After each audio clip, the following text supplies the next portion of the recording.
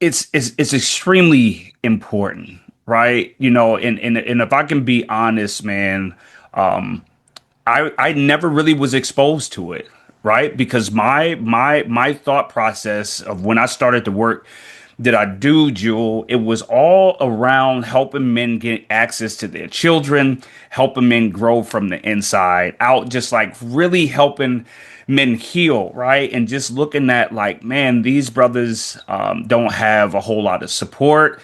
Just all the things. I'm working in a prison. And it wasn't until, man, I was exposed by this young lady who worked with the YWCA.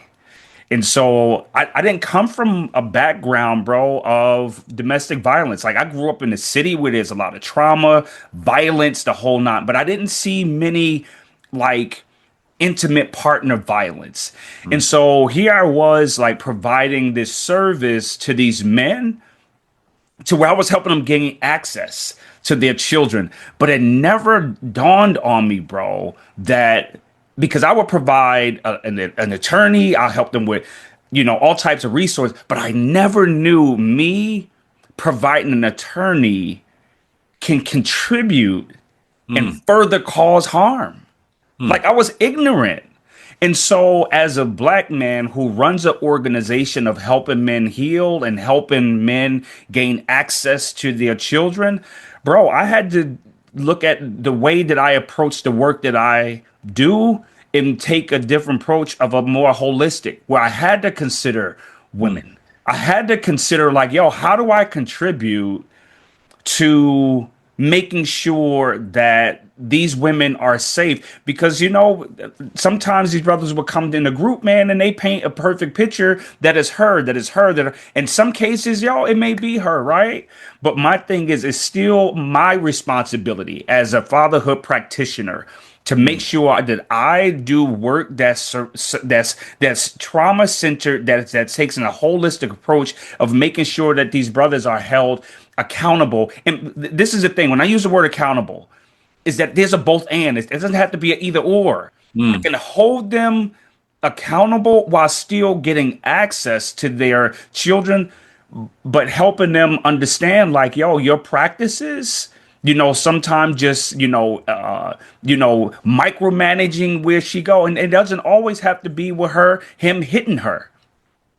Mm. It can just be verbally isolation, right? I can go on and on and on, man, but it's extremely important for me where I sit to make sure the work that I do, that I am making sure that men understand that the harm that they in approach that they take to build relationships can be extremely harmful. So professionals like me have to be intentional and look at how we do work to make sure that we're not further causing harm, because it has to stop.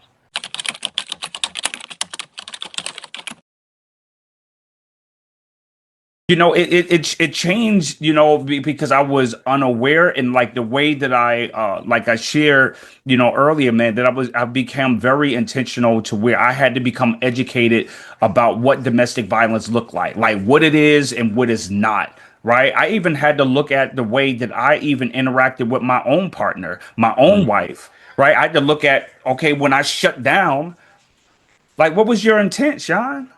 Like Mm. when I say the conversation is over, what was your intent, bruh? Mm.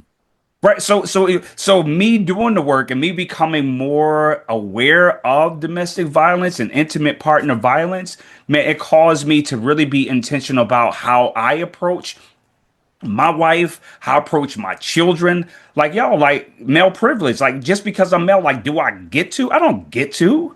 Right. So I had Mm. to unlearn some things, man, and how I interact with people, and the fathers that I walk with on a day-to-day basis. Like that we had to really change our approach on how we provide services. And I'll say this lastly, one of the things that we wind up doing is that with all of our programs, regardless if they are sent to us for intimate partner violence or not, they all are exposed to Mm. the education of domestic violence. And we bring somebody in to educate them on what it looked like and what is not.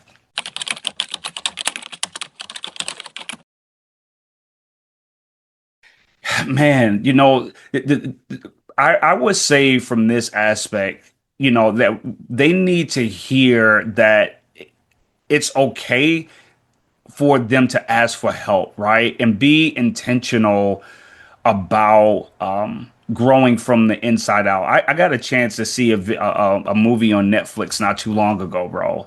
And I just wanted to see what it was all about, man. It was about this masculinity, these social media, gurus who have millions and millions of followers, man. And these young brothers have all these people following them, and they have helped shape this new culture of what masculinity look like. And it's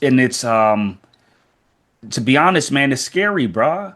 Mm, Like it's really scary. And so my thing to answering that is that us brothers, man, is that we need to first take responsibility ourselves and be intentional about being the reflection that we want our young brothers to see and walk in. Right? Like we first have to do the work. And I say this all the time. Don't be a public success and a private failure. mm, Right. Like my thing is like do the internal work, like get with a brother like who will help you heal from the inside out and not just justify like this is how I am or this is where I come from and this is what we do. No, we have a responsibility to grow and to do our own work so that way we can be the example to the younger generation that's coming up behind us, man.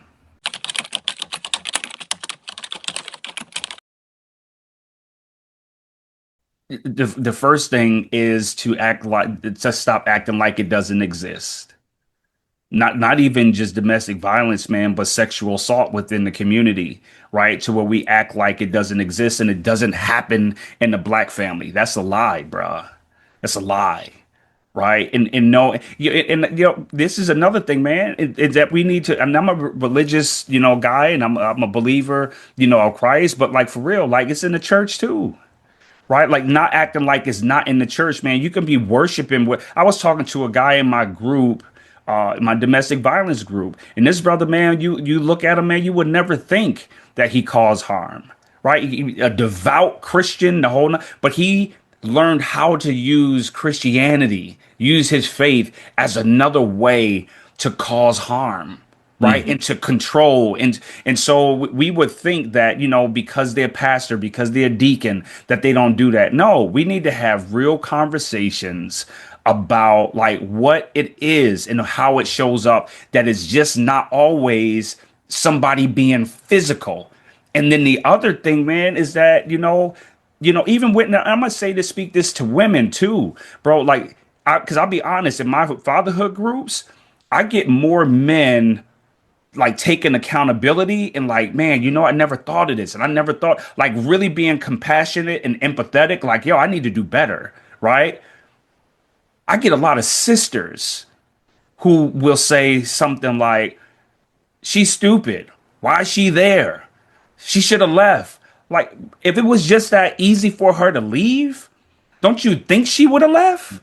Mm. It take most women 7 times, 7 to 9 times to leave before she even get to the place of wanting to leave. So my thing as a community is that we need to have real conversations like this and us lifting it up and saying, hey, this is a real issue and we need to address it and have a conversation.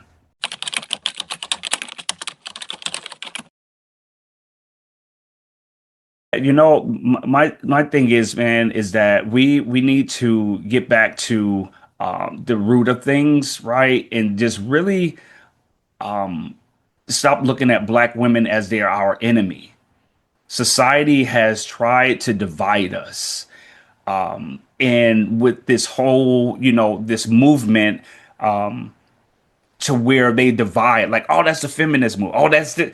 Listen, women have a voice, right? And my thing is that the enemy, regardless if you want to say is, Satan or, the system, whatever it is, but there is a system that is in place that is doing everything in its power to cause black men and black women to be at odds. Instead of us looking at each other as we are our greatest assets and treasures and figure out how to work together. Men, I am calling men to really get back to the root, man, and begin to love our sisters. Not that they less than, but they are ones that we should cherish and honor and love them through their brokenness and love them through their hurt and love them through their trauma and love them through their beauty and love them through their strength and just be present, bruh. Just be able to hold her until she's ready to take this next move and whatever that move is. So that's big for me, man. It's just, wanting men to get back to a place to where we can just uphold our sisters as queens that they are, man.